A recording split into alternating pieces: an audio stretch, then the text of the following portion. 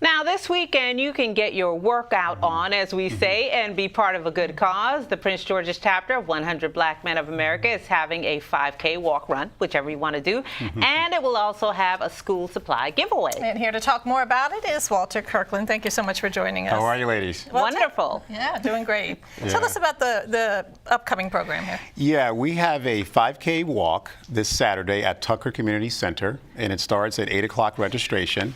We'll have fun, music, food, exercise, and this is our third annual. And as you know, we're a mentoring organization. I founded a chapter, and I launched it back here with you back in 2012. So one of our initiatives is health and wellness. So this is a health and wellness segment. And part of it, now you're focusing on health and wellness. Why is that important? I mean, clearly it's important for folks in the community, but why do you pick it as an organization? Well, I think when you think about obesity, you think about, and also the focus is mental healthness too. So you think about what's happening with our youth in this area with crime and depression and even suicide. So physicality and exercising is critical. We think with the 100 Black Men, it's a piece that a lot of young people don't do like we did. We were young in terms of, competing. So we think the mental piece is important, and also working out, hydration, exercise is so critical to a young adult. You also are going to be giving away some school supplies. Tell us about that. Yes, we were lucky enough and blessed enough to get approval to give out 50 book bags with supplies and pencils and paper.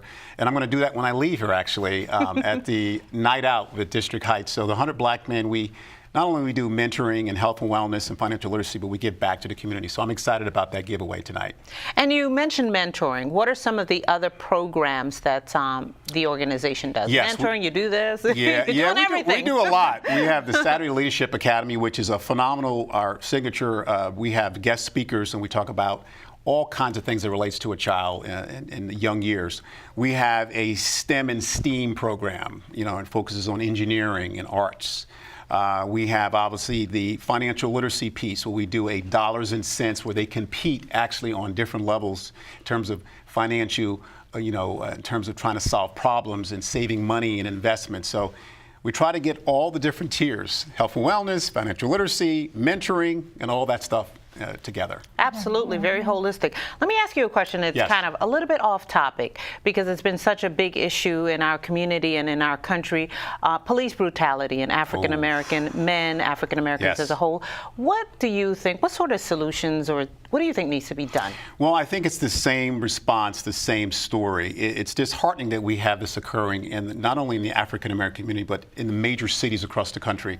I think this is why mentoring is so critical. This is why windshield time is so critical. You have to stay in these young kids. If you don't get them before they're 13 years old, they're going to get in trouble, especially in these major cities. So I think with this police brutality, I think it's horrendous because, see, it's a cycle. And what these kids do, a lot of these kids steal because they're hungry. A lot of these kids steal because they're bored. And I think the police are also afraid of them too. So it's a knee-jerk reaction. So that's what happens. They're afraid, so they intimidate, the intruder, so to speak. So it's like a double-edged sword. I don't know how to get at it. I think we have to continue to talk. We, have like maybe group discussions, powwows. I think that's the way to kind of bring it closer. But this is why this brutality piece, because they're afraid for their lives. And I don't know, I couldn't be a police in this day and age because you don't know what these kids have. Guns, weapons, etc. When I was young, you would maybe have a knife, but now they're packing guns. Exactly. And these kids are afraid. A lot of these kids don't believe they're going to live past 25 years old. That's the struggle we have every day with the 100 Black Men of Prince George's County. And we're trying to, take one at a time.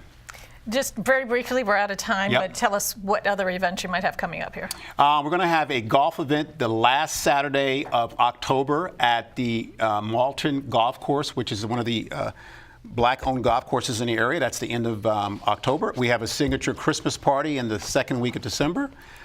Those are the upcoming events. Okay, we'll look forward to those. Thank you so much. You're welcome. All righty, now the event that we've been talking about so much here today is the event. It's going to be Saturday at Tucker Road Community Center. It starts with a welcome and warm up at 8 o'clock in the morning, and the 5K gets underway at 10 o'clock. You can check Eventbrite for more details.